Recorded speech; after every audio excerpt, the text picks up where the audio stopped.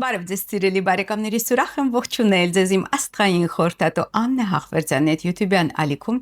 որտեղ դուք կգտնեք գերճշգրիտ կանխատեսումներ ինչպես համաշխարհային իրադարձությունների զարգացման, այնպես էլ Հայաստանի ապագայի մասին։ Եվ սիրելի բարեկամներ, այսօր շատ հետաքրքիր թեմա եմ ձեզ համար նախապատրաստել, հուսամ շատերին կհետաքրքրի։ Նամանավանդ, որ Կիևյան կամրջի մասին ենք խոսելու եւ որի փակումը մեծ անհարմարություններ առաջացրել Երևանի բնակիչների համար։ Տեսնենք ինչ ճակատագիր է սպասվում Կիևյան կամրջին, առհասարակ պատմությունը կներկայացնեմ եւ սա էքսկլյուզիվ թեմա է, սիրելի բարեկամներ, բացառիկ թեմա է։ Եթե այլ մասնագետների մոտ նման նյութեր հանդիպեք, իմացեք, որ թռցրել են 100%-ով իմ մոտից, բայց ինչևից է, ես այսպես ասած խնդիրներ չունեմ, ես ներկայացնում եմ իմ վերլուծությունները, որոնք ինչպես միշտ գերճշգրիտ են։ Սիրելի բարեկամներ, պետք է ասել, որ ընդհանրապես հին ժամանակներում, նաև միջնադարում նման բարդ կոնստրուկցիաներ, ինչպիսին են կամուրջները, բերդերը, ամրոցները, տաճարները, նրանք կամայականորեն պատահական օր ու ժամ չէին կառուցում, այսինքն այդ հիմնաքարը դնելու օրը ժամը, չգիտեմ, դա արարողակարգով էր տեղի ունենում, մինչև վայրկյանների ճշգրտությամբ անգամ հաշվարկվում էր նախապես իմաստուն աստղաբանների կողմից, գիտնական աստղաբանների կողմից, ոչ թե այսօրվա այդ կեղծ աստրոհոգեբանները, որոնք ոչինչ չգիտեն աստղաբանություն, այսինքն իսկապես գիտակ մարդկանց, իմաստունների կողմից հաշվարկվում էր եւ նոր սկսվում էր շինարարությունը համապատասխան արարողակարգերով։ Դե դա պայմանավորված էր ոչ միայն նրանով, որ աստղաբանությունը այն ժամանակներում համարվում էր ճշգրտագույն եւ շատ կարեւոր գիտություն։ Դա պայմանավորված էր նաեւ նրանով, որ ընդհանրապես այդ ժամանակներում մեծ տեխնիկական միջոցներ չունեին մարդիկ, ամենայն դեպս մեզ հայտնի հին դարերում եւ միջնադարում։ Մարդկային ռեսուրսներն էին նաև սակավ, սիրելիներս, այսինքն անթիվ քանակությամբ աշխատողներ չէին կարող այդտեղ աշխատել եւ զոհվել անընդհատ, հատկապես կամուրջների, պարիսպների, բերդերի շինարարության ժամանակ, այդ իսկ պատճառով անհրաժեշտ էր ճշգրիտ հաշվարկ, որպեսզի տվյալ կառույցը հնարավորինս արագ կառուցվի եւ ամուր լինի, այսինքն երկարակյաց լինի անընդհատ, որպեսզի նորից եւ նորից մարդկային ռեսուրսը, նյութական միջոցներ չծախսեն, դրանք հսկայական միջոցներ էին այդ ժամանակվա, անգամ ժամանակակից կամուրջները, ժամանակակից այդպիսի մեծ կոնստրուկցիաներ, բարդ տեխնիկական կոնստրուկցիաները բավականին թե ժամանակատար են, թե ծախսատար։ Եվ այդ իսկ պատճառով դիմում էին աստղաբաններին, սիրելիներս, որպես օրինակ ես կարող եմ ձեզ բերել Պրահյան կամուրջը, որը դարեր շարունակ ամուր մնաց եւ չփլուզվեց։ Պրահյան կամուրջը, սիրելի բարեկամներ, Կարլ Թագավորի կողմից է կառուցվել Պրահայում 1357 թվականին եւ կառուցումից առաջ դիմեցին, այսպես ասած, այդ ժամանակ թագավորական աստղաբաններ կային, թվագետներ կային, իսկապես լուրջ մասնագետներ, ոչ թե հիմիկվա նման, այլ լուրջ մասնագետներ եւ լուրջ մարդիկ, այսինքն թագավորները իրենց կողքին անպայման պահում էին լուրջ աստղաբանների։ Եվ այդպես հաշվարկեցին, քանի որ հայելային թվերի դասավորվածությունը շատ կարևորվում էր միջնադարյան աստղաբանության կողմից, հենց այդպիսի հայելային օր եւ ժամ ընտրեցին չեխ աստղաբանները։ Եվ ինչպիսի օր եւ ժամ ընտրեցին հուլիսի 9357 թիվ ժամը 5:31 րոպե, երբ Արեգակը նոր էր ծագում, ահա այդ ժամանակ դրվեց Պրահյան կամուրջի առաջին հիմնաքարը։ Եվ ինչու հենց այդ, այսպես ասած, օրը եւ ժամը ընտրվեց, որովհետեւ նրանք որոշեցին, որ քանի որ թիվը հայտնի էր, կառուցման թիվը 1357 թիվ։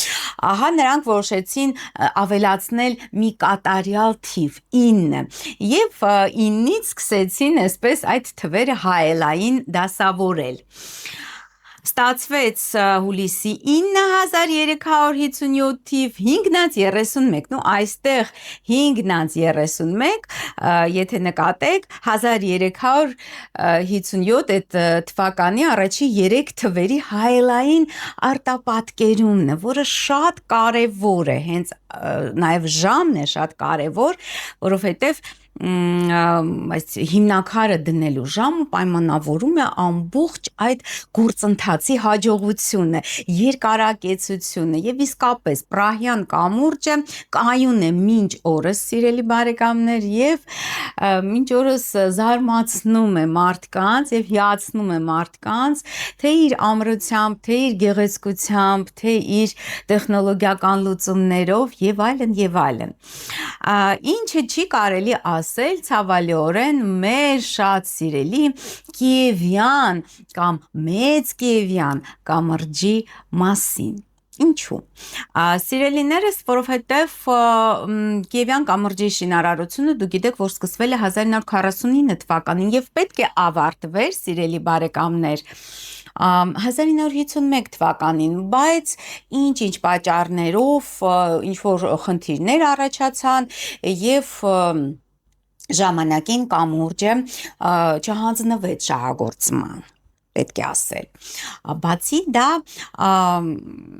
մեկ անգամ արդեն գրեթե պատրաստի կամուրջը ամբողջությամբ այնտեղ բետոնապատման աշխատանքների ժամանակ կամարներից մեկ ամբողջությամբ փլուզվեց։ Դա տեղի ունեցավ 1952 թվականին։ Իմիջիալոց հուլիսի 4-ին տեղ ունեցավ 15:05 րոպեին, անգամ ժամն է հայտնի։ Ну, 100%-ով իհարկե դա պատճառն այն էր, որ 1949 թվականին սխալ ժամանակ էր սկսվել այդ կամրջի շինարարությունը։ Ցավոք մենք չգիտենք, այսինքն ես չկարողացա բաց աղբյուրներից գտնեմ, թե որ օրը եւ որ ժամին է սկսվել Կիևյան կամրջի շինարարությունը, բայց այժմ կարող ենք նախ վերլուծել այդ առաջին այդ փլուզման, այսինքն առաջին կամրջի 1952 թվականի հուլիսի 4-ի փլուզման քարտեզը եւ հասկանանք, թե ինչպիսի բարդ, այսպես մորակային փոխհարաբերությունների ժամանակ է սկսվել այդ շինարարությունը եւ ընդհանրապես ընթացել այդ շինարարությունը եւ այդ այս պատճառով այդպիսի փլուզում է տեղ ունեցել ըստ էության աղետ տեխնիկական, որի զոհ գնացին 47 բանվորներ, որը Երևան քաղաքի պատմության մեջ ամենամեծ տեխնոգեն աղետներից մեկն է, սկսի ամենամեծը եւ ամենաարյունալին։ Ինչ կարող ենք մենք այստեղ տեսնել։ Պատահական չէ, սիրելի բարեկամներ, որ այդ աղետը, այդ կամարի փլուզումը բետոնապատման աշխատանքների ժամանակ տեղի ունեցել հենց ԱՄՆ-ի անկախության օրը, հուլիսի 4-ին։ Ну դա ամենևին ես համարում եմ, որ պատահական չէ, որովհետև ընդհանրապես գիտեք, որ ցանկացած, առհասարակ ասեմ, որ ցանկացած այսպես հատկապես երկրի անկախության օրը տեղի ունեցած աղետը, չգիտեմ, ինչ-որ կարևոր իրադարձությունը, այդ ամենը ծառայում է տվյալ երկրի հաջողությանը։ Իսկ ինչ վերաբերվում է մարդկային զոհերին, հետաքրքիր տեղեկություն ասեմ ձեզ։ Առհասարակ հնում բոլոր կարևոր ճանապարհների, կարևոր ամրոցների, բուրգերից սկսած կարևոր շինությունների շինարարությունից առաջ շատ հաճախ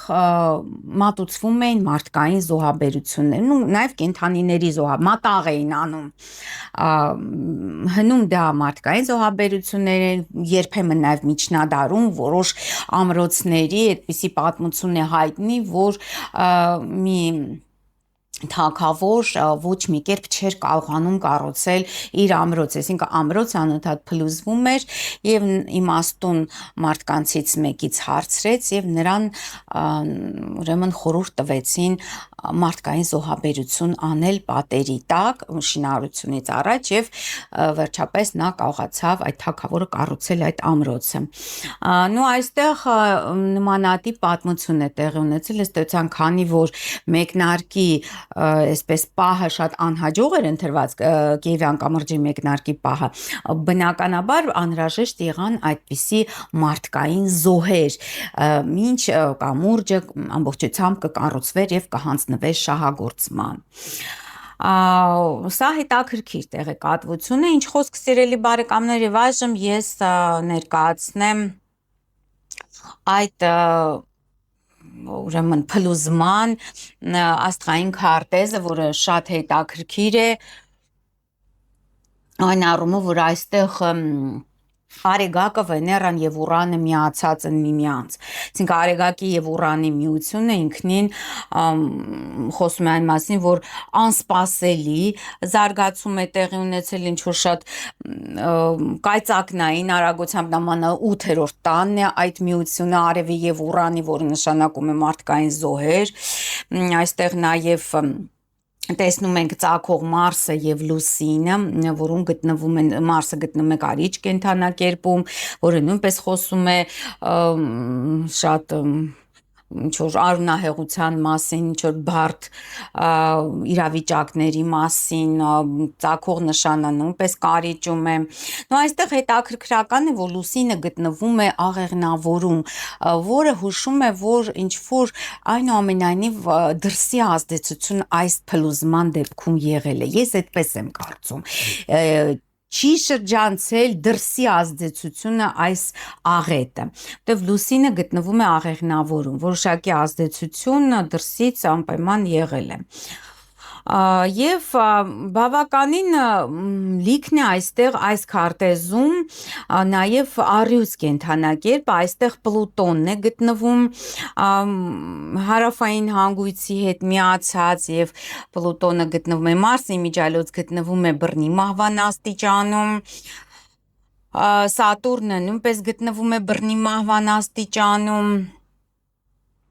հարավային լուսնային հանգույցի հետ միացած է Պլուտոնը ավերի եւ պատերազմի մոլորակը, որը 19 աստիճան Արիուսում է գտնվում, եւ նաեւ Արիուս կենդանակերպում գտնվում է Մերկուրին եւ Սև Լուսինը։ Այստեղ Մերկուրին 6 աստիճան, Սև Լուսինը 10 աստիճան, այսինքն թե դա ըստ էության ներկայացվում է, որ այդ փլուզումը տեղի բետոնապատման աշխատանքների ժամանակ կամարի փլուզումը տեղի ունեցել սխալ ինչ-որ տեխնոլոգիական լուծումների պատճառով, որը նման է, որովհետև Մերկուրին հենց այդ տեխնոլոգիական ամբողջ միտքն է, որը այստեղ ակնհայտ կոռուպցիոն ինչ-որ իրավիճակ է ստեղծվել եւ ավելի այսպես փխրուն մետաղական ուրեմն մասեր են օգտագործվել, մետաղական ամրաններ են օգտագործվել, շատ ավելի փխրուն, քան հաշվարկված էր, քան նախատեսված էր, եւ այդպես էլ հենց այդ պատճառով իսկ դա այդ կոռուպցիոն սխեման իմ կարծիքով դրսից էր թելադրված։ Այն ժամանակ արդեն դա այդ գիտեք Ստալինյան դարաշրջանը անցել է, որովհետեւ Յոսեֆ Ստալինը մահացել է մարտի 5-ին 1953 թվականին, սկսվել էր այսպես կոչված Խրուշովյան ձնհալը եւ բնականաբար այդ ձնհալի ընթացքում ամեն տեսակ գործակալներ եւ ամեն տեսակ չար ուժեր սկսել են արդեն ներազդել այդ թվում նաև Հայաստանի ներքին կյանքի մեջ եւ որը որ բերեց այսպիսի տխուր իրադարձություններ։ Իհարկե այդ ամենը կոծկվեց, դեփաստացի կոծկվեց, ինչու, որովհետև Արեգակը եւ Նեպտունը գտնվում են քառակուսի փոխհարաբերության մեջ։ Ես ասեմ, որ այնքան էլ բարենպաստ ժամանակ չէր ընտրված Կիևյան կամրջի շինարարության համար, ինչու, որովհետև Նեպտունն ու Սատուրնը գտնվում էին կշեռ կենդանակերպում, իսկ կշեռքը, սիրելիներս, անգամ այդ նշանը ինքը կամրջի տեսք ունի եւ կամրջի խորհրդանիշն է ըստ էության աստղաբանության մեջ կշեռ կենդանակերպը։ Եվ այստեղ Սատուրն ու Նեպտունը, Սատուրնը դա սահմանափակումների, մահվան մոլորակ է, իսկ Նեպտունը անորոշության, միստիկայի, խաբեության, այսինքն տեսեք մետաղական այդ մասերը, հա, մասերը կամրջի պետք է շաղախվեին ի վերջո բետոնով, նրանք ավելի փխրուն էին պատրաստվել, ավելի քիչ խտությամբ էին պատրաստվել, քան նախատեսված էր ինժեներական առաջին հաշվարկներով, որ արված էր Ստալինի ժամանակ։ Մենք տեսեք ինչ տարբերություն է։ Եվ իհարկե Նեպտունը Արեգակի հետ նույնպես նշանակում է, որ ինչ որ բանը մաքուր չէ, այստեղ ինչ որ խաբեություն է տեղի ունենում, այստեղ ինչ որ ուրեմն խաբկանք է տեղի ունենում, ինչ որ փաստերը կոծկելու ձգտում կա եւ ի վերջո այդպես էլ եղավ, այդ ամենը կոծկվեց եւ գնաց։ Եվ նաև Մերկուրին Մարսի հետ է քառակուսի կազմում այս քարտեզում, որը նույնպես նշանակում է տեխնոլոգիական սխալ, այսինքն Մերկուրին հաշվարկն է, Մարսը իրագործումն է այդ հաշվարկի, այսինքն սխալ կերպով հաշվարկի իրագործումը բերեց այսպիսի մեծ քանակությամբ զոհերի բացառիկ։ Եվ նաև 9-րդ տունը ընդհանրապես բավականին հզոր արտահայտված է այս քարտեզում, քանի որ ժամն էլ հայտնի է, այդ պատճառով ես այդպես նաև հնարավորություն ունենք նաև ժամով այդ քարտեզը ամբողջությամբ վերլուծելու։ 9-րդ տունը, 9-րդ տանը 4-ը մոլորակ է, որը նույնպես, այսպես ասած, շատ հեռահար հուշում է, որ դրսից էր այդ ամենը ուրեմն թելադրված, բայց այնուամենայնիվ այստեղ փրկում է Յուպիտերի դիրքը, Յուպիտերը գտնում է ցուլ կենդանակերպում այս քարտեզում եւ 14 մոգական աստիճան եւ Յուպիտերը փրկում է իրավիճակը, չնայած այդ բոլոր խնդիրների, այդ ամբողջ կամարը, գիտեք որ թափվել լցվել էր զանգվի ծորը, այնուամենայնիվ կամուրջի շինարարությունը շարունակվեց, սիրելիներս։ Եվ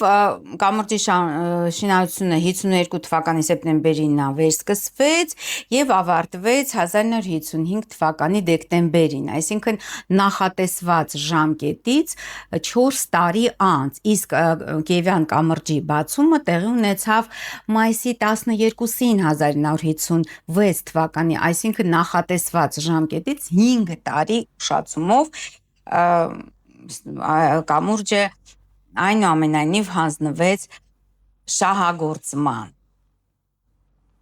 Մենք կարող ենք վերլուծել կամրջի շահագործման սկզբի այդ տարեթիվը, այդ օրը,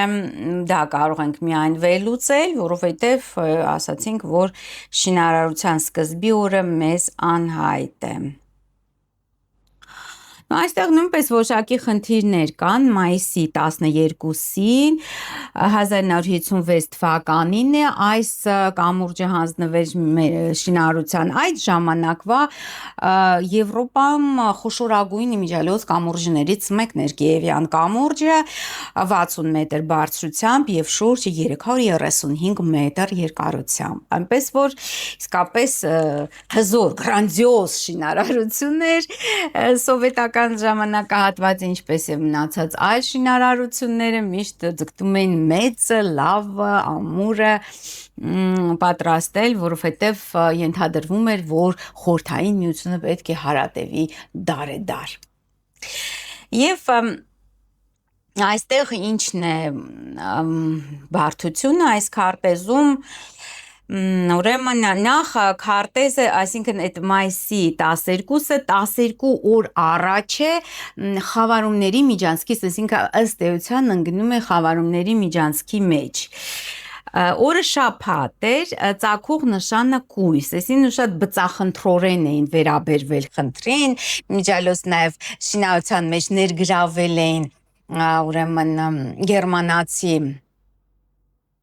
բանդարկյալները, գերիները, որոնք շատ այսպես սկրուպուլոզ էին մոտեցել, շատ բծախնդիր էին մոտեցել շինարարությանը եւ հենց նրանց շնորհիվ վերջո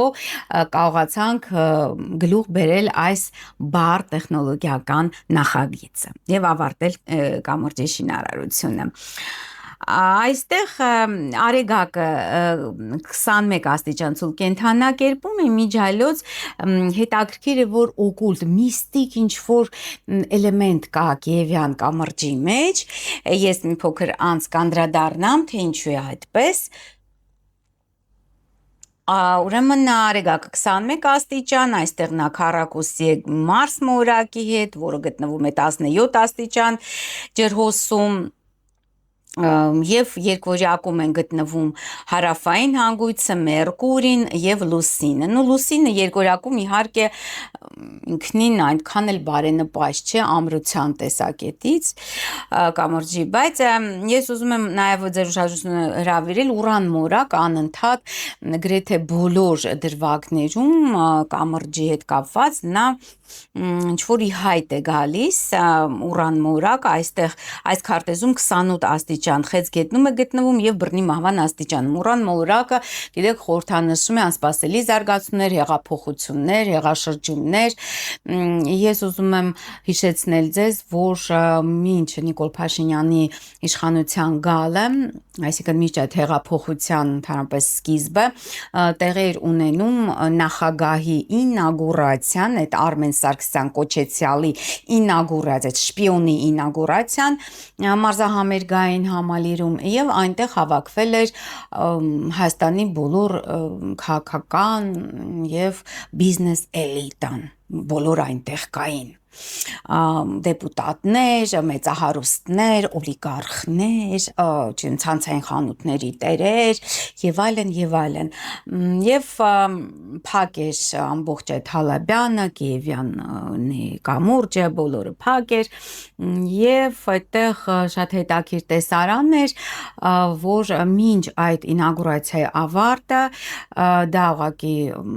ամուսնուս պատմածից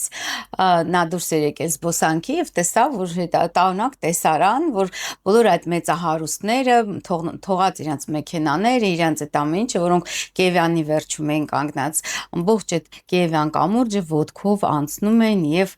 բոլորը դժգոհ էին ոչ մեկ չէր համաձայն այսինքն այդ ժամանակ արդեն պարզ էր որ իշխանությունը պետք է հանձնվի Նիկոլին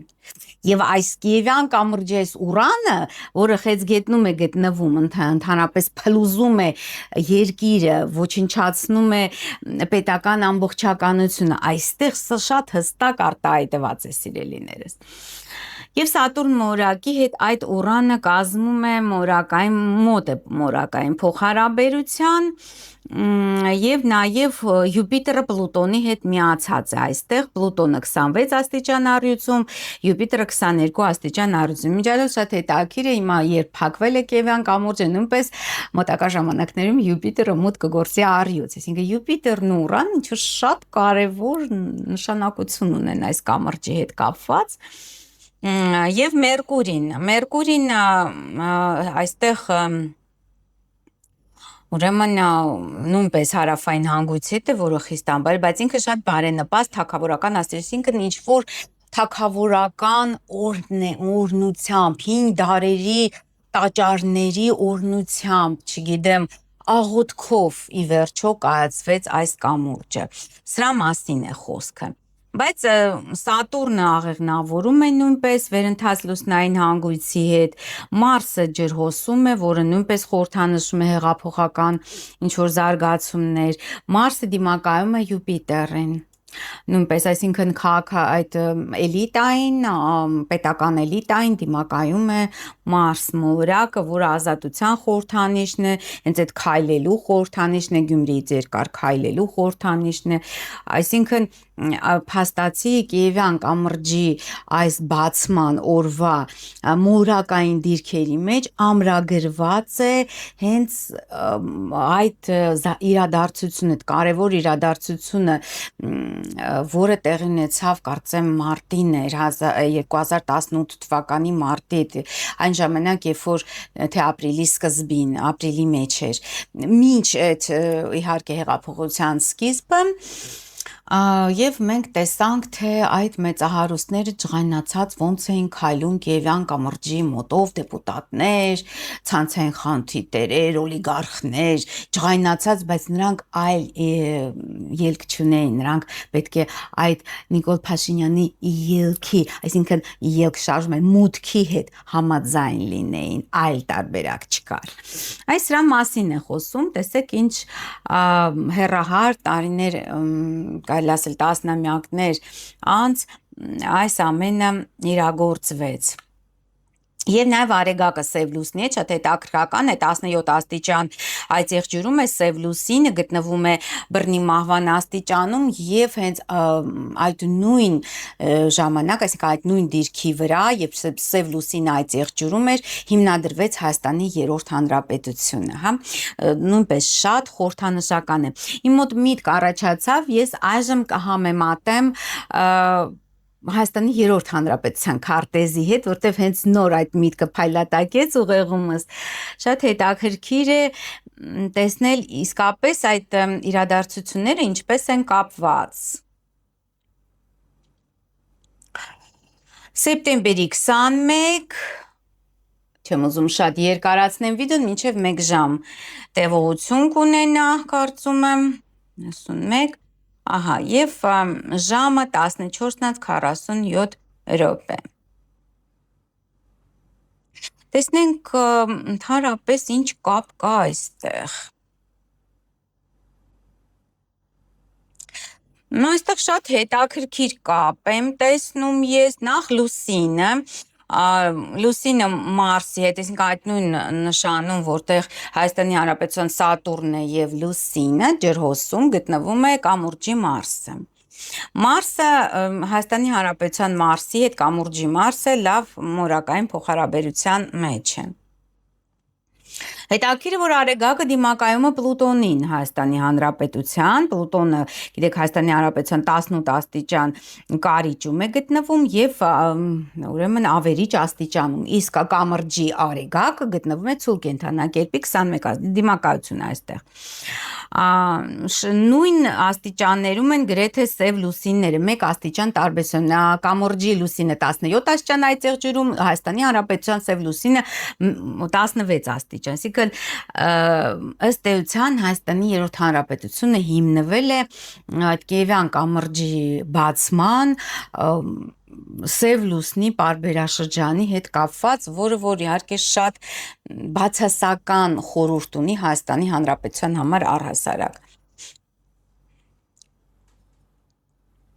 Ինչի մահվան խորհրդանիշ, այդ կամուրջները այն ժամանակ կառուցված, որտեղ այդտեղ Նեպտուններ եւ Սատուրնը 50-ական թվականներին կամուրջի նշանի մեջ, հա, կշերկի մեջ։ Եվ այդ իսկ պատճառով շատ մարդիկ ուղղակի եւ հաղթանակ կամուրջը կամ Կիևյան կամուրջը ընտրում են կյանքից ուրեմն հեռանալու համար, հա, այդ ինքնասպաններն են այդտեղ շատ գնում։ Եվ այս սև լուսինը նշանակում է, որ երբ որ այսինքն բացասական էներգետիկայի գեներացումը հատկապես նաև փոխանցվում է հետո Հայաստանի 3-րդ հանրապետությանը։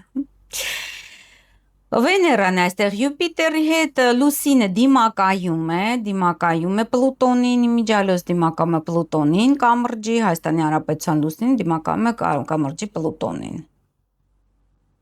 Իսկ Սատուրնը դիմակայում է Ուրանին։ Այսինքն այստեղ մենք պաշտեցնում ենք, որ շատ ընդհանրություններ կան հենց այդ ուրեմն կամրջի եւ Հայաստանի երրորդ հանրապետության ճակատագրի հետ։ Հիմա փորձենք 2018 թվի հետ այդ ընդհանրությունները գտնել, հասկանալ, թե ինչու հենց այդ կամրջով էին նրանք գնում ու հայտնում իրենց դժգոհությունը, ակնհայտ դժգոհությունը։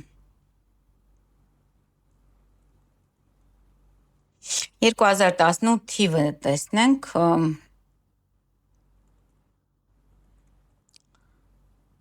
տեսնենք ինչ իրավիճակ էր այդ ժամանակ, այդ ժամանակ, ինչ ասեմ, պարզ երևում է, որ այդ ամեն իհարկե խորը կապ ունի միմյանց հետ, այդ երևույթները խորը կապված են, ինչու են խորը կապված, որովհետև այստեղ ապրիլի համար եմ ես դիտարկում, այդ ապրեց հեղափոխության այդ օրերին 23, 24 ապրիլի 2018 թվական, երբ որ արդեն իսկ ամեն ինչ պարզ էր։ Այստեղ պարզ է, որ Ուրանը դիմակայում, նախ Ուրանը 2018 թվականի դիմակայում է Նեպտունին, իսկ երկու այդ բարձրագույն մորակների դիմակայությունը ստեղծում է հենց այդ ես այդպես կասեմ, որ Հայաստանի Հանրապետությունը դարձավ այդ Կիևյան կամրջի համար այդ ոնց որ նրա մութ կողմերի, նրա շղարշի, նրա այդ կոռուպցիոն բոլոր սխեմաների բացահայտման նման մի բան։ Եվ նաև տեսեք, որ Սև լուսինը այստեղ 2018 թվականին վերադառնում է այդ եղջյուր, այսինքն շատ կարևոր փուլ է Հայաստանի երրորդ հանրապետության համար այդ 9-ամյակները, երբ լուսինը, Սև լուսինը ամբողջ պարբերաշրջանը կատարում է զոդիակով մեկը վերադառնում է այդ եղջյուր։ Եվ 2018 թվականին նույնպես հենց այն ժամանակ է տեղի ունեցավ այդ բռնի թավշյա ոչ բռնի թավշյա հեղափոխությունը, այսինքն ըստ հեղաշրջումը եւ իշխանությունը պարզապես փոխանցվեց Նիկոլ Փաշինյանին, սկուտերի վրա մատուցվեց, կարելի ասել, այստեղ Սև լուսինը նույնպես գտնվում է 18 աստիճան այդ եղջյուրում, այսինքն 1 աստիճան էր անցել Կիևյան կամրջի Սև լուսնից, այսինքն ամբողջությամբ այստեղ եւ Մարսն է Սև լուսնի հետ եւ Պլուտոնն է Սև լուսնի հետ այդ հեղափոխության օրերին, մի խոսքով շատ բավականին մեծ ընդհանրություններ կան այստեղ։ Եվ այդ լուսնային հանգույցները նույնպես գնում են ջրհոսից դեպի առյուծ, դեպի առյուծ եւ Մարսի հետ է միացած հարավային հանգույցը։ Այսինքն շատ հետաքրքիր, շատ տիպական, ինչ որ լրջագույն, ես կարելի ասել, այդտեղ իրադարձություններ են տեղի ունեցել կապված այդ Սև լուսնի, թե ինչու այդպես հետաքրական է, այսինքն կամուրջը պետք է բացվեր 51 թվականին, 55 թվականին, այսինքն անդադ այդպես ձգձգվեց, հասավ մինչև 56 թիվ եւ Սև լուսինը գտնվում էր հենց այդ եղջյուրի 17 աստիճան, միթե սա պատահականություն կարող է լինել։ Ես կարծում եմ սա պատահականություն չէ։ Պետք է ասել, սիրելի բարեկամներ, քանի որ կամրջի շինարարությունը վատ օր էր ընտրված, կամուրջը 2 անգամ փակ է եղել ողջ իր պատմության ընթացքում, խորհրդային շրջանում 1980 թվականի մայիսից մինչև նոյեմբերն է փակ եղել, այնտեղ վերանորոգման աշխատանքներ էին կատարում եւ այստեղ շատ հստակ ընդգծված է ուրան մոլորակը։ Այժմ ես դա ձեզ կներկայացնեմ, սիրելիներս։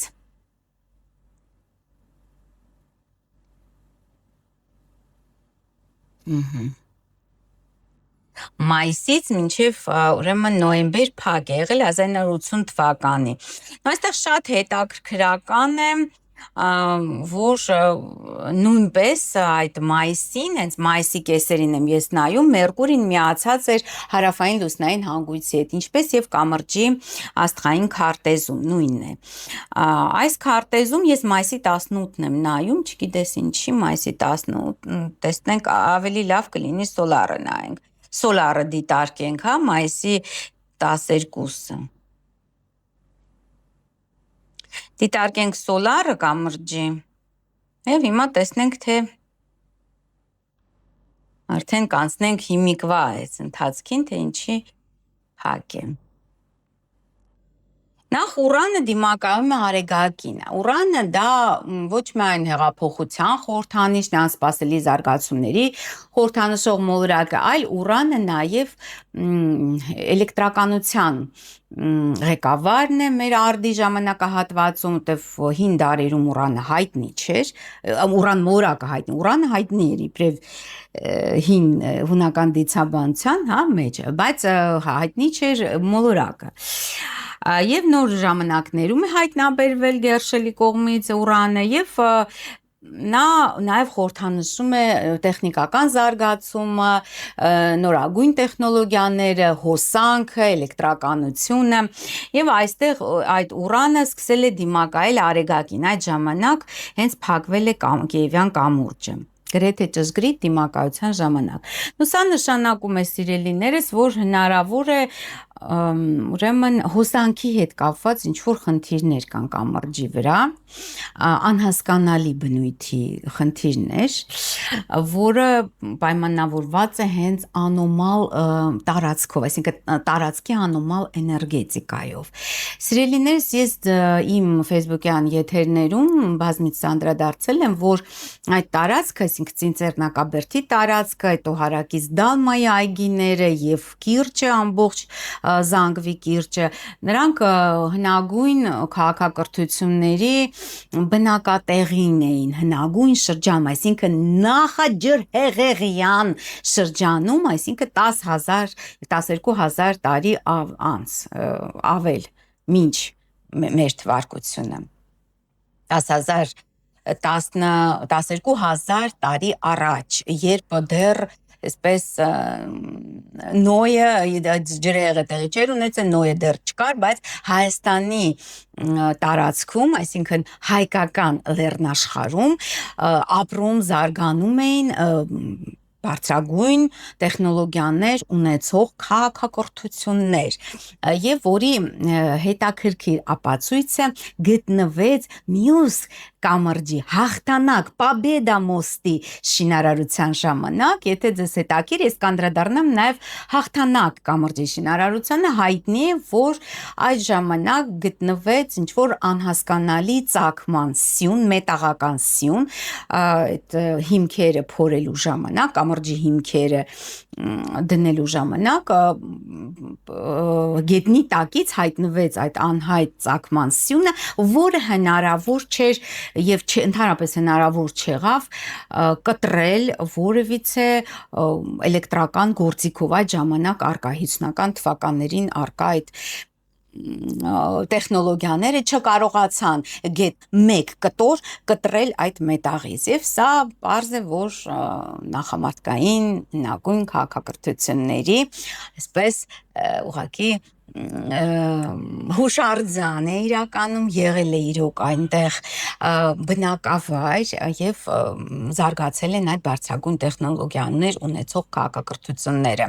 նույնը դա Ծիծեռնակաբերդի տարածքում այսինքն դե մի տեղ չեն եղել տարածված է եղել այդ քաղաքակրթությունը եւ Ծիծեռնակաբերդի յետնամասում իսկապես գտնվել են միջնադարյան եւ հնագույն քաղաքների հետքեր մշակույթային շերտը բավականին մեծ է այնտեղ պեղված չէ բացարձակ հետաքրքիր է որ ինչու չեն պեղում ես կարծում եմ որտեվ այնտեղ նաև հին հեթանոսական տաճարների ուրեմն տաճարների հետքեր կարող են գտնել, եղել են հին հեթանոսական տաճարներ այնտեղ եւ բժշկության հետ կապված տաճարներ են եղել, որովհետեւ գետնի տակից այնտեղ հոսել է կենաց ջուրը կամ անմահության ջուրը։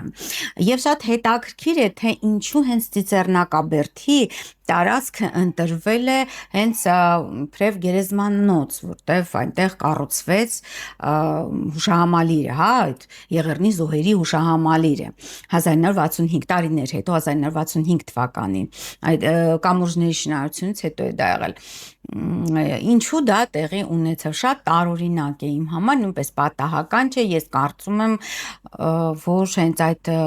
կենաց կյանքը վերածնունդ ապրելու հենց հետ կապված բժշկություն ստանալու հետ կապված մարդիկ դարեր շարունակ հնագույն շրջանում գալիս էին Ծիծեռնակաբերդ եւ ըմբում էին այդ ջուրը, այդ աղբյուրների կենաց ջուրը։ Դա այս տեղեկատվությունը սիրելի բարեկամներ, որից բաց աղբյուրում չկա, սա ստացվել է տեսիլքի միջոցով, իմ ամուսինը տեսիլք է ունեցել եւ նա տեսել է հստակ որտեղ է գտնվում այդ ջուրը, այդ տաճարները որտեղ են գտնվում, շատ իհարկե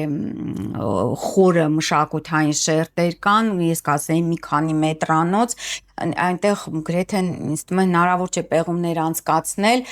բայց ժամանակը կգա եւ այդ ամենը կպարզվի։ Նախ նրան առաջարկել է մի ծերունի, տեսել է քարանձավում նստած ծերունի, հետո նայել է շուրջ բոլորը, տեսել է բազմաթիվ ծերունիներ են սպիտակ շորերով նստած եւ նրան խնդրել է այդ ծերունին, ասել է այս ջրից խմի, սա անմահության ջուրն է, իսկապես այդ անմահության ջուրը նրան իսկապես հետագայում փրկեց մահից, սիրելի բարեկամներ, այսինքն սա պատահական ինչ-որ հեքիաթներ չեն, ինչ-որ երազներ չեն, որը որ, չգիտեմ, թութուղթ գցելով ենք տեսել կամ սա իսկապես ռեալ տեսիլք է, որը մարդու կյանք է փրկել փաստացի։ Եվ պատահական չէ, որ հենց այդ ուրանը անդադ հայտ է գալիս քարտեզում, հա, այդ Կիևյան կամրջի հետ կապված քարտեզում, որովհետև հենց այդտեղ այդ անոմալ զոնան է, որտեղ գետնի տակ կան, չգիտեմ, ինչ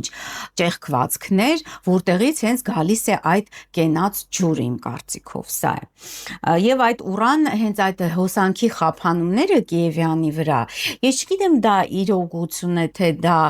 այտենց բան չի, անձամբ ինքս չեմ նկատել, բայց իրականությունը ցույց է տալիս, որ դա է պատճառը եղել, որ 1980 թվականի մայիսին փակվել է Կիևյան կամուրջը եւ այստեղ իհարկե մեծ քառակուս ենք մենք տեսնում, որը որ իսկապես վերանորոգման անհրաժեշտություն կար այդ ժամանակ։ Երկրորդ անգամ արդեն նոր անկախ Հայաստանի ժամանակահատվածում է փակվել Կիևյան կամուրջը 2005 թվականի ապրիլին է տեղի ունեցել, ապրիլից մինչև հուլիս։ Նույն այստեղ ես տեսնում եմ առանձնապես ինչ-որ, չգիտեմ, դրա անհրաժեշտությունը չկար, բայց այնուամենայնիվ կրկին այստեղ ինչ-որ հարցեր ըստ երևույթի եղել են, որ փակել են, բայց այդ մեծ խնդիրը չկար, որը 1980 թվին էր տեղի ունեցել, ստեղծվել կամ չգիտեմ։ Այստեղ Մարսի վերադարձն ենք մենք տեսնում 2005 թվականի ապրիլին, Մարսի վերադարձն է, այնուհետև Սև լուսինը անցնում է Ուրան մորակի վրա, Սև լուսինը խեց գետնում է Ուրան մորակի վրա, կրկին Ուրան մորակ, այսինքն որը կապված է հոսանքի, բիոէներգիայի հետ է կապված, ընդհանրապես էներգիայի հետ է կապված այդ մորակը։ Այստեղ նա գտնվում է ուրեմն միշտ ակտիվ վիճակում, միշտ ինչ-որ մորակ անցնում է Ուրանով, դիմակայում է Ուրանին, այստեղ Սատուրնն է դիմակայում նաև Սև լուսնին, Յուպիտերն է գտնվում կշեռ կենդանակերպում, որը խիստ բարենպաստ է կամրջաշինության համար, բայց ընդհանուր առմամբ այդպես շատ սուր անհրաժեշտություն ես գտնում եմ, որ այդպես չի եղել։ Ուրանը, տեսեք, տրանզիտար Ուրան 2005 թվականին, որը գտնվում էր ձկներում, ձկների աստիճանում, քառակուսի է կազմում Մերկուրիի հետ, որը նույնպես հուշում է այն մասին, որ ճանապարհների հետ կապված խնդիրներ կային, որ պետք էր վերանորոգել, թե ինչ գաղտնի պատճառներ ամեն դեպքում, ոչ է այդքան ակնհայտ կամ պետք էր փակել այդ ճանապարհը։ Սա ավելի շատ դրա մասին է խոսում, ոչ թե շատ ինչ որ խիստ անհրաժեշտություն կա, բայց հոսանքի խնդիր ես ամենտեղ այստեղ տեսնում եմ։ Չեմ իմանում ինչից է դա, բայց հոսանքի խնդիր կա այնտեղ։ Եվ ես կարծում եմ, որ հենց այդ գետնի տակ արկա խորը ստորգետնյա հատվածներում հենց այդ Հրազդանի կիրճում, Զանգվի կիրճում արկա այդ ճեղքվածքների պատճառով այնտեղ ստեղծվում է ինչ-որ անոմալ, չգիտեմ, վիճակ, անոմալ էներգետիկ դաշտ, որտեվ ես հիշում եմ, որ 80-ական թվականներին, թե 90-ականների սկզբին հենց կրկին այդ համալիրի տարածքում եւ դալմայագիների տարածքում այդեղ անհայտ թրջող այդ չթոններ իջել եւ շփման մեջ մտել երեխաների հետ։ Դա շատ հետաքրքիր, այսինքն պատահական վայրերում նրանք չեն իջնում։ Անոմալ զոնաներում են հիմնականում լինում, դա արդեն ապացուցված է հետազոտողների կողմից։ Եվ հիմա սիրելիներս անցնենք ժամանակակից շրջանին, տեսնենք թե ինչու հենց հունիսի 18-ին որոշեցին փակել Կիևյան կամուրջը։ Մինչև նոյեմբեր կարծեմ փակ է մնալու, կրկին մինչև նոյեմբեր, տեսնենք թե որն է այս անգամ պատճառը։ Տեսեք, մի կամուրջ է, բայց ինչպիսի խորքային վերլուծություն կարելի անել, ինչի մասին է այս ամենը, սիրելիներս, ինչի մասին է իմ այս, ինչու ես որոշեցի այս թեման բարձրացնել, որովհետև ընդհանրապես նախ կամուրջները նրանք միշտ համարվել են հնուց ի վեր միստիկ կառույցներ, այսինքն նրանք սովորական ինչ-որ պարզապես ինֆրաստրուկտուրայի մի մաս չէր, կառուցվածքների մի մաս չէր, որը օգնում էր մարդկանց գետնի մի ափից մյուս ափ անցնել կամ, չգիտեմ, ինչ-որ կիրճի մի մասից մյուս մասը անցնել, ամենևին ոչ, այսինքն կամուրջները նրանք երկու տարբեր աշխարհների, երկու տարբեր կողմերը իրար միացնող միստիկ կառուցվածք է, որը օրինակ տարբեր հին դիցաբանություններում, օրինակ այսր եւ անդրկողմյան աշխարհներն էին կապվում միմյանց հետ, կամ կապվում էր մարդկային աշխարհը դիցերի, այսինքն աստվածների աշխարհի հետ, դա սկանդինավյան դիցաբանության մեջ էր, նույնպես այդտեղ այդպիսի ուրեմն ծիածանագույն, ծիածանափայլ կամուրջ կար, որը կապում էր մարդկանց աստվածների հետ։ Եվ այսպես շարունակ, այսինքն սա միստիկ կառույց է, որը ունակ է պայմանավորել տվյալ էթնոսի ճակատագիրը դարեր շարունակ, իսկապես, այսինքն կամուրջները դրանք ճակատագրական կառույցներ են։ Շատ բազմաթիվ արարողակարգեր կան կամուրջների հետ կապված, որոնք օգնում են մարդկանց ազատվել եւ դա ֆիքսված է մեր ձեռագրերում, այստեղ ներկայացվում են, ասենք, ինչպես ազատվել գրից, օրինակ կամրջից մի փետ պետք էր վերցնել, պոկել եւ կպցնել մեջքին, օրինակ, եւ զանազան այլ արարողակարգեր, բազմաթիվ այդպիսի արարողակարգեր կան, որոնք կամ օգնում են մարդկանց միավորվել, այդ պուջուրի կողպեքները երևի տեսած կլինեք կամուրջների վրա կպցրած, դա որ մշտապես նրանք միանան, հա, այդ կշերք խորհրդանիշը,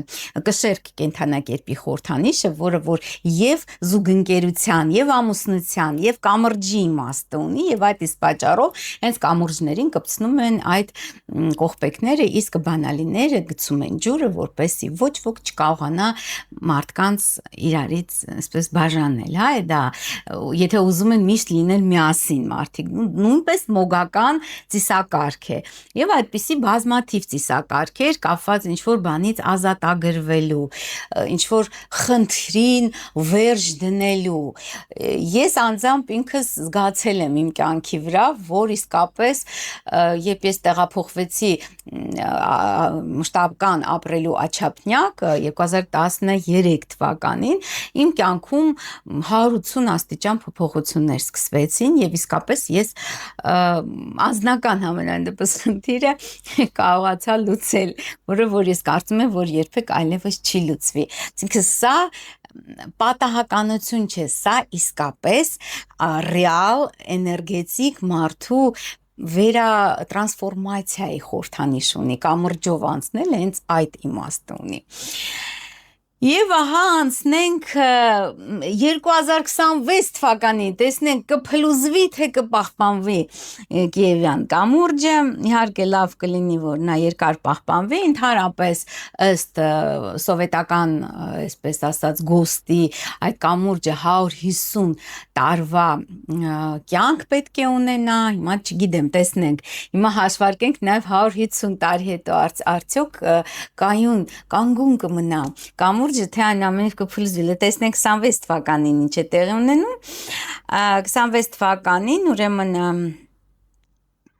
հունիսի 18-ից կարծեմ փակվել է, պատահական չէ, որ հունիսի 18-ից է, որտեղ Մարսը, տրանզիտար Մարսը ժամանակակից գտնվում է 22 աստիճան ուրեմն ցուլ կենթանակերպում, որտեղ գտնվում է նաև Կիևյան կամրջի արեգակը, այսինքն արդեն կուվալդը հասավ Կիևյան կամրջին, հա։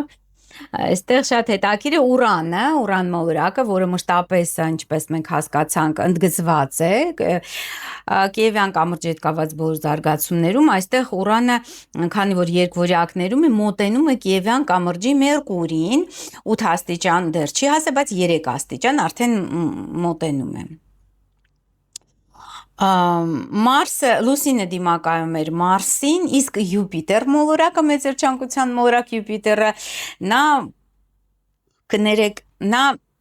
միացած է Ուրան մոլորակի հետ, Կիևյան կամրջի Ուրան մոլորակի հետ, շատ է, այսինքն անհրաժեշտություն այնուամենայնիվ կար, պետք էր փակել եւ վերանորոգել կամուրջը։ Այստեղ դիրեկցիաներում, ես չգիտեմ դիրեկցիաներում, իհարկե այդ անհրաժեշտությունը արդեն հասունացել էր, սիրելի բարեկամներ, եւ 3 տարի առաջ անգամ պետք է փակվեր, բայց նպատակահարմար գտան հիմա փակել, դե նախ յետընտրական զարգացումները կասեցնելու համար եւ երկրորդը, որ իսկապես անհրաժեշտ է կարիք կա վերանորոգման, ինչու, որովհետեւ այդքան մեքենաների հոսքը իսկապես շատ մեծ է մեքենաների հոսքը Կիևյան կամրջով եւ ես կարծում եմ, որ այդ տեսակի ծանրություններ ուղղակի նախատեսված չէր ի սկզբանե կամ մասնակիորեն էր նախատեսված, որտեվ հիմա շատ այդ մեքենաների հոսքը մշտապես լինում են խցանումներ եւ մեքենաները երկար կանգնում են կամրջի վրա եւ այդ իսկ պատճառով իմ կարծիքով անհրաժեշտ է այդ վերանորոգումը, ամրացումը, հա, կամրջի։ Այստեղ հա եւ Մերկուրին Յուպիտերը հետադե շատ բարենպաստ Մարսը դիմակայում է Նեպտունին, այնուամենայնիվ ես կարծում եմ ինչ-որ տեխնոլոգիական խնդիրներ շարունակում են առկա մնալ Կիևյան կամրջի դեպքում, այսինքն չնայած որ շինարարությունը բարեհաջող ավարտվել է դեռևս 56 թվականին եւ բարեհաջող շահագործվում է կամուրջը, այնուամենայնիվ առկա են Նեպտուն մորակի առկայության պայմաններում կշերկ, այսինքն կամրջի նշանում եւ դա շատ մտահոգիչ է։ Եվ վերընթաց լուսնային հանգույցը Մարսի հետ է միացած, որը նույնպես, այսինքն այստեղ պետք է շատ բարդ խնդիրներ, կարող է առաջանային փլուզումներ, կարող է շատ վթարներ։ Իմիջիալոց իսկապես շատ վթարներ են լինում Կիևյան կամրջի վրա, ես բազմիցս անցնելով մեքենայով ականատես եմ եղել այդ վթարների սա կամ սկզբում, կամ մեջտեղում, կամ վերջում հետաքրքիր է։ Եվ նույնպես պայմանավորված է անոմալ զոնայով, այսինքն այդ զանգվի տակ, այդ կիրճում հրազդանի կան բազմաթիվ ճեղքվածքներ, որոնք այդ անոմալ մագնիսական դաշտ են ստեղծում համապատասխան ժամանակակից լեզվով ասած, եւ հենց դա իսկապես պետք է դա անել, հիմա դա պետք է անել։ Չգիտեմ 2005 թվին ինչքանով էր դա կոսմետիկ էր, շատ կոսմետիկ բաներ են արել, բայց 2000 հիմա 26 թվականին իսկապես կենսական անհրաժեշտություն կա։ Հիմա սիրելի բարեկամներ, փորձենք հասկանալ, իսկ Արդյոք 150 տարի կանգուն կմնա Կիևյան կամուրջը։ Դդդդը։ Տեսնենք, շատ հետաքրքիր է։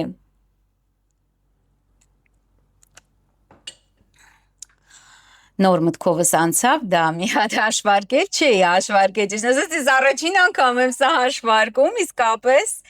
տեսնենք 56 գումարած 150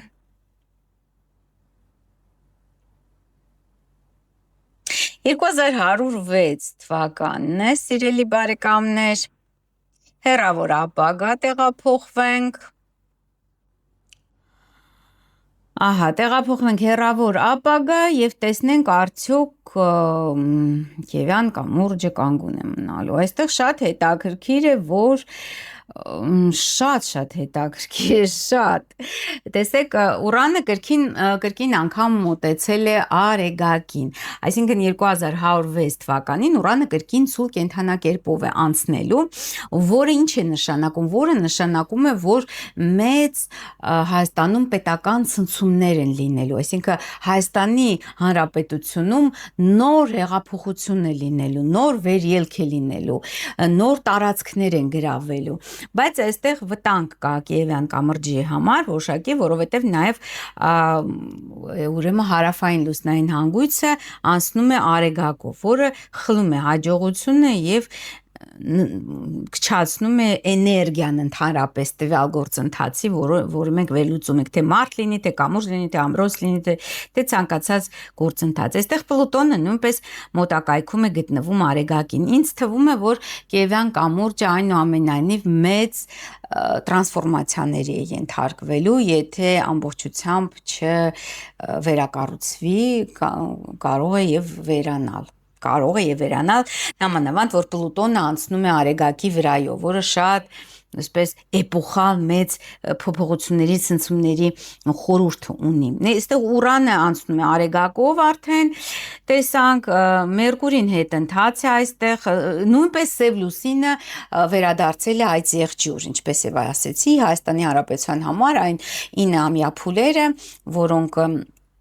Սև լուսինը անցնում է, հա, ամբողջ զոդիակով մեկ եւ վերադառնում է այդ եղջյուրը, շատ մեծ նշանակություն ունի։ Եվ այստեղ է նաեւ Սատուրնը։ Բարդ հարց է։ Բարդ հարց է, բայց հնարավոր ինչ-որ տեխնոլոգիական այլ լուծում գտնվի կամուրջը փրկելու համար, բայց համենայն դեպս հնարավոր է եւ նաեւ փլուզում տեղի ունենա։ Հնարավոր է։ Մինչ 2106 թիվը։ Հիմա տեսնենք դիրեկցիայով, տեսնենք։ Այստեղ Սև լուսինն է լուսնի հետ։ Հա, հնարավոր է իսկապես այստեղ որոշակի լրջագույն բարդություններ լինեն կապված կամրջի